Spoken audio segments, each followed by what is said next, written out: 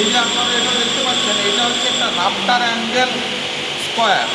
এটাকে rafter angle square বলা হয়। আর এটা আমাদের সাধারণত কোনো কিছু মেজারিং করার ক্ষেত্রে, দৈর্ঘ্য মেজারিং করার ক্ষেত্রে ব্যবহার করা হয়। এই যে দাগ কাটা আছে দেখতে পাচ্ছেন।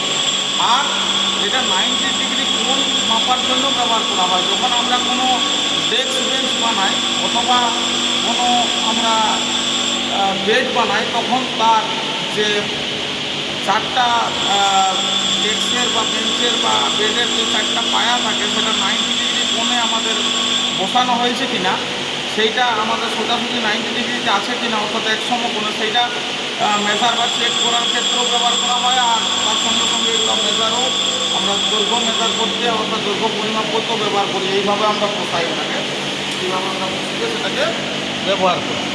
বুঝতে পারছেন? তো এটার নাম হচ্ছে অ্যাঙ্গেল রাফটার স্কোয়ার।